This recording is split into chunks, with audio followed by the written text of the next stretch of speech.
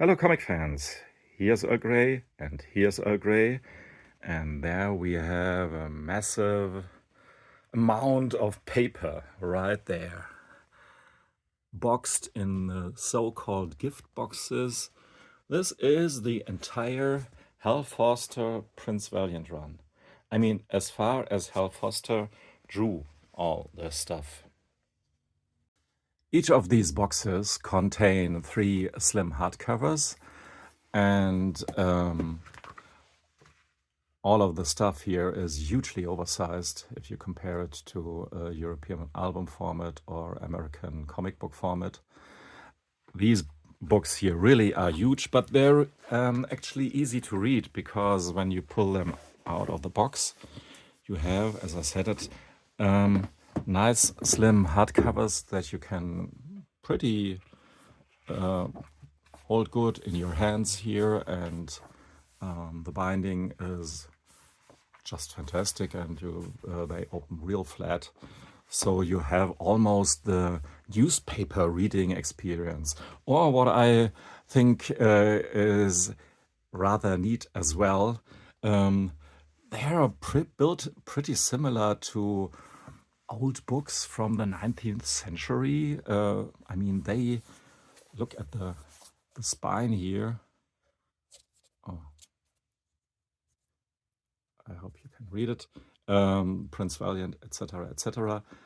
This is definitely not a modern look they chased for, and that's great. So the first box here took some visuals from this story arc here, and so on. But as you can see, there's no shortage of fantastic pictures that you can choose from Prince Valiant by Hal Foster. But even though there are 6 gift boxes covering all the Prince Valiant done by Hal Foster from 1937 to 1971 and 2, but then John Cullen Murphy took over the art duties. So even though we have 6 boxes, there are only 4 different designs for them. So this is volume 1, this is volume 2. And then we have 2 times the same box for these 3 hardcovers here. Splendid illustration there. I mean, every drawing by Hal Foster is a masterpiece of its own. But they, for whatever reason, they choose to double this slipcase here and do the same for the hardcovers from 1955 to 1960. For the next story, starting with 1961, they did again a new slipcase, new design. Again, no date, no remarks, whatever is contained here in this box. But there's some blurb glued on the back of that box, and this is a bit unfortunate. I tried to remove that piece here, and yeah, somehow it worked, somehow it don't. I don't think, yeah, maybe you can see it. There's still this glue on the box there, and it's still a bit sticky. And yeah, that's a bit unfortunate. And I think with the coming up box, with now it's only John Cullen Murphy, with the Prince Valiant starting 1973, there we will have the same box again. And probably I won't try to remove that sticker again. But now to the insides of these beautiful books. To make it short, I could say there can't be said anything bad about them. They're fantastic. Starting with all these essays about the life and times of Mr. Hal Foster, his wife family and friends, and of course a lot of his other stuff, illustrations for advertisements and so on, interviews not only with Hal Foster but with many other people. This amounts to a veritable biography of Hal Foster as well, not only in the front but in the back, sometimes a bit more, like here. So this is the very first Prince Valiant page, and of course it's not as splendid and overwhelming as some other stuff a bit later, but this is clearly not the work of the beginner. The reproduction quality is not on that level like it is a bit later in the print run. I mean, this depended on the source material they got. Maybe it's just because I don't have my glasses on. I mean, it's really great. You can go with very close to the page and see all the Band-Aid dots there, and which is of course the only way that you can reproduce this material, that you keep them intact. Just work on scans and clean it a bit up and repair some damage and so on, but don't recolor it or so. But this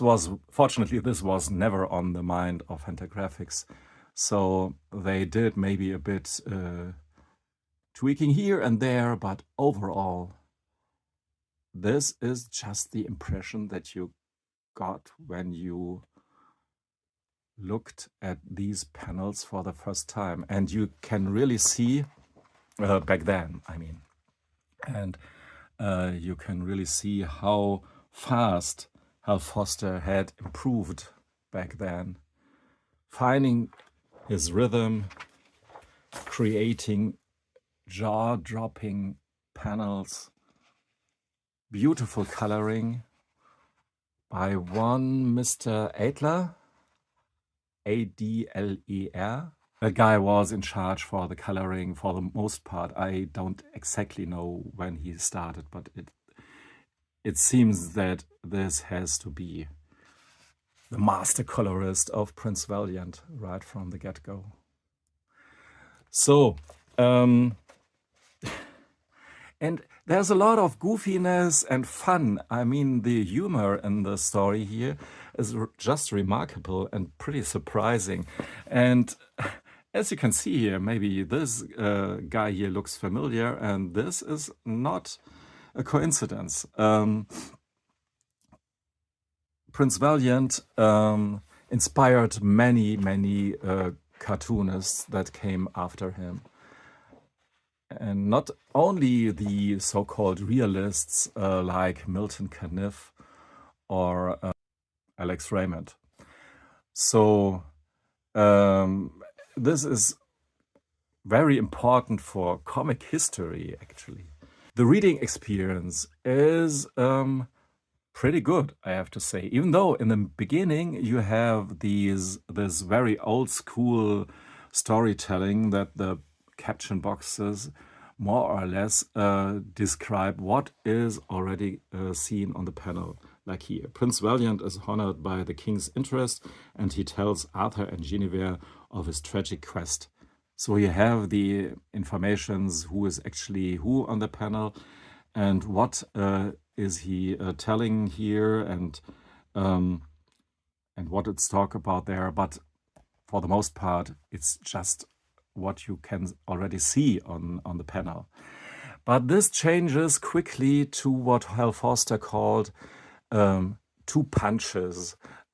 Each panel has to include two punches. First punch, the picture, and second punch, the text, and they have to do different things. So the further you come in the story, the more important the text actually is, until you can't really understand the story without reading the text. Nevertheless, you should read the text from page 1, but you will maybe be a bit lost in the further run of the story when you skip text.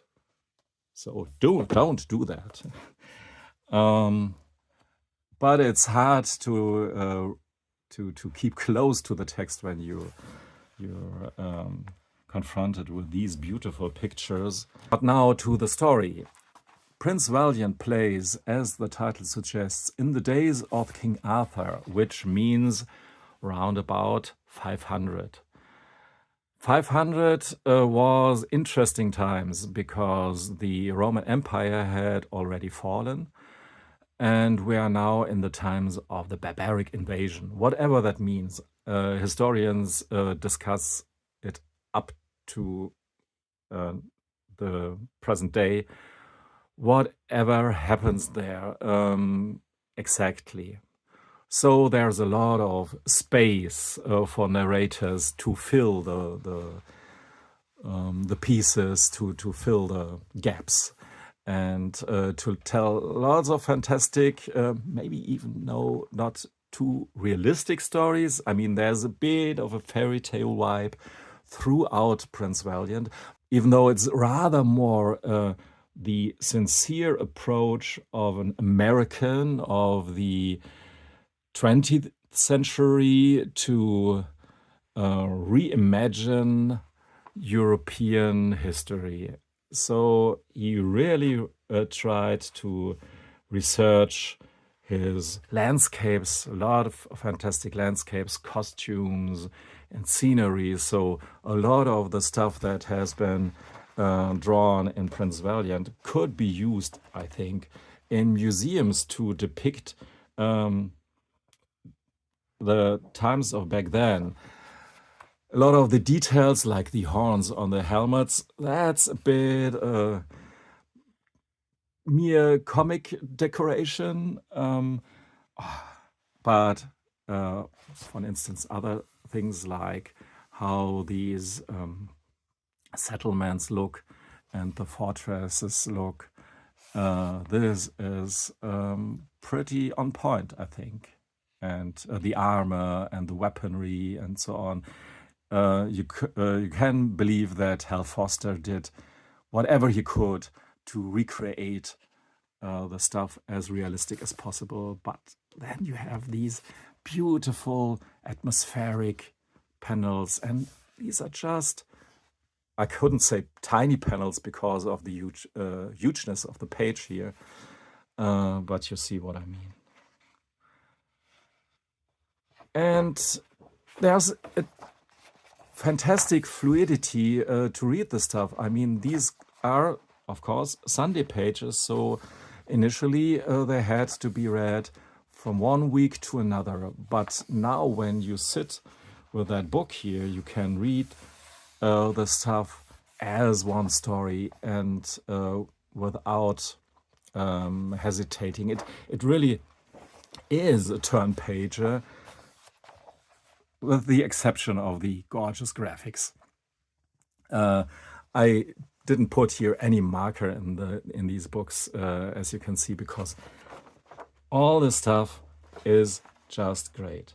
The richness of detail maybe was never as big as or as great as in the very first volumes, and later on it was a bit taken away by printing techniques. I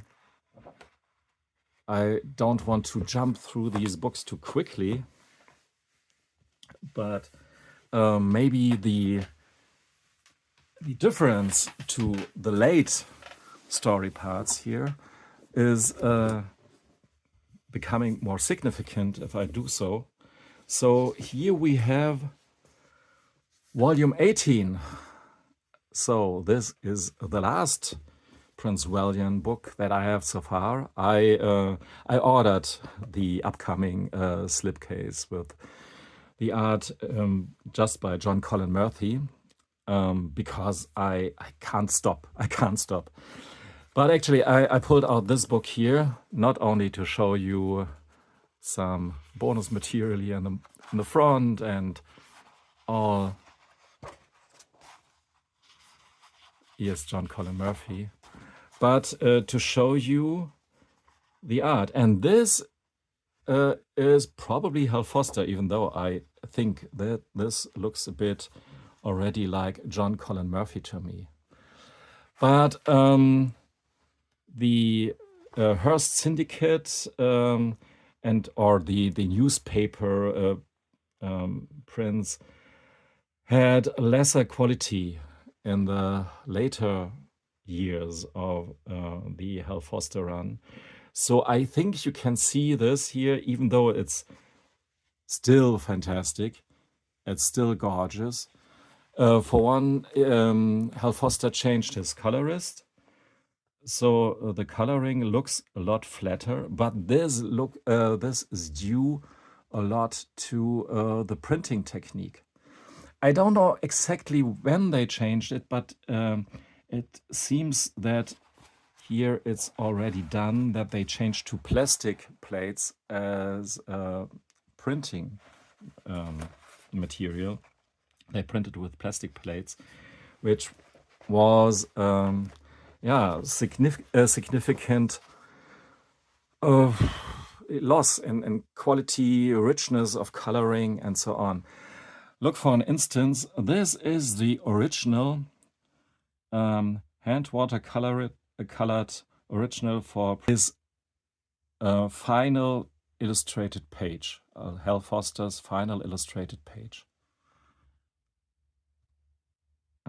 Probably one of these that he gave away for friends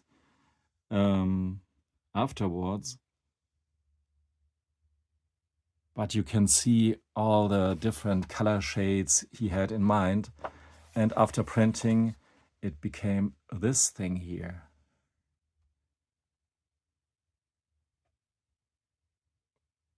And even though we have some shades of color, it's of course a bit,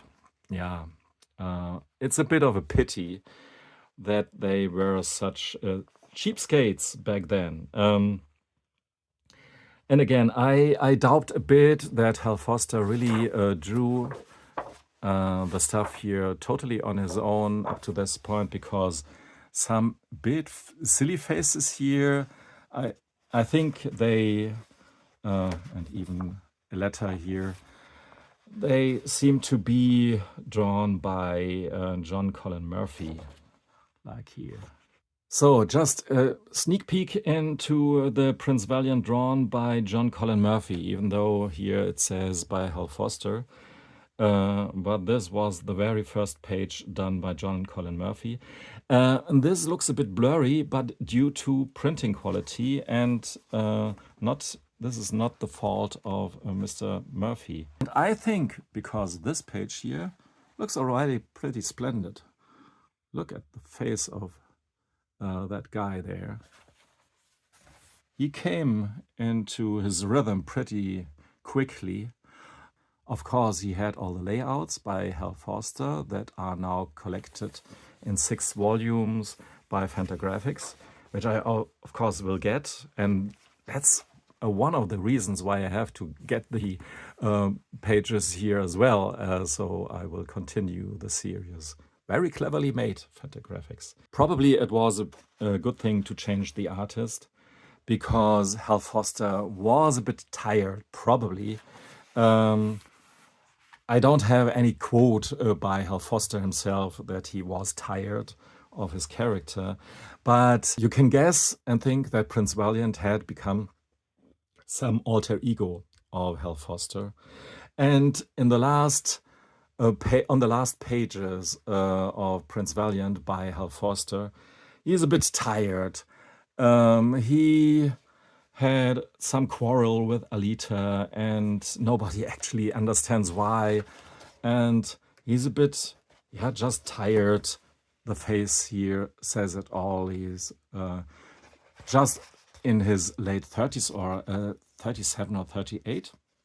So by today's standards, still a young man, but in the medieval age, in the early medievals, you're not young anymore. You're feeling old. So this guy here is Arn, and just talking about all the family stuff. In the end, it's of course a retelling of these times here, or a take on these times, but it's a family soap opera, of course, and as well. And the greatest parts of the whole Prince Valiant story are the ones when he tries to achieve the love of his future wife, back then, Alita. There's a whole arc when in which he chases Alita, this beautiful blonde over there, which is always in danger to become some damsel in distress, but she's not a damsel, not at all. She knows how to fight back. She's a really strong woman. She's a queen, of course. Somewhere in the Aegeus, she's the queen of the Misty Isles. It's a bit hard to pinpoint where this actually has to be, but so we have these sceneries and settings. Prince Valiant switches to and fro from Thule, which is roundabout the region of today's Trondheim, and then we have Camelot in Britain, and we have the Aegeus, so that our Queen Alita can rule her kingdom of the Misty Isles. And then we have, of course, Hal Foster would be a fool to have not taken the opportunity to depict a tour to America, the discovery of America, and the meeting of these people and all the stuff here. It's really gorgeous. So we have a more or less full discovery and a panopticon of the days back then. It's a bit like Asterix in a way, some centuries before, that have been illuminated by Asterix for us, and now through the eyes of Prince Valiant and his family. Look at this stuff. This is not only about knighthood chivalry and fighting wars against Saxons and all this stuff. It's about rediscovering what these pastimes actually could have looked like. And the humanity in each of these characters. This is a character-driven story. And it's surprisingly good. And with surprisingly good, I mean, like I said, zillions of videos before, Prince Valiant was back in the day, the most uncool comic that you can read. I mean, we have the German version, Prinz Eisenherz, it was called, or it is still called. And I wouldn't touch that, not even with a pitchfork, because it was just some comic for old people. But now I'm an old guy, and I really enjoyed the series so far, and I will stay on Prince Valiant. Thanks for listening and watching. Goodbye.